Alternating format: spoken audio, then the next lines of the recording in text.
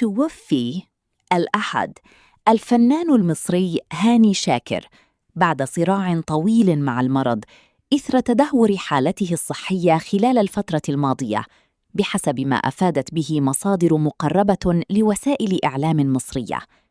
وكان هاني شاكر قد نقل في وقت سابق إلى أحد المستشفيات في باريس لاستكمال رحلة علاجه، بعد أن مر بأزمة صحية معقدة استدعت دخوله غرفة العناية المركزة.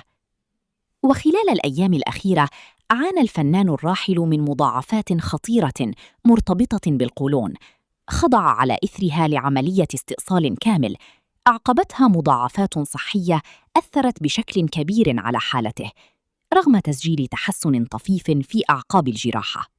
وفي سياق متصل، كانت الفنانة نادية مصطفى المتحدثة باسم نقابة المهن الموسيقية قد أكدت في وقت سابق أن حالة شاكر كانت تخضع لمتابعة طبية دقيقة، محذرة من تداول معلومات غير دقيقة حول وضعه الصحي.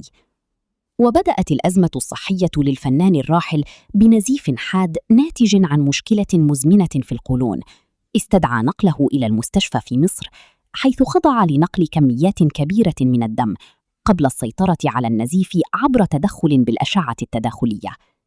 وشهدت حالته لاحقاً تدهوراً مفاجئاً تضمن توقف عضلة القلب لعدة دقائق استدعت إنعاشه بشكل عاجل، قبل أن يخضع لعملية جراحية دقيقة ويمكث نحو 20 يوماً في العناية المركزة وسط معاناة من ضعف عام، ما دفع أسرته إلى نقله للخارج لاستكمال العلاج.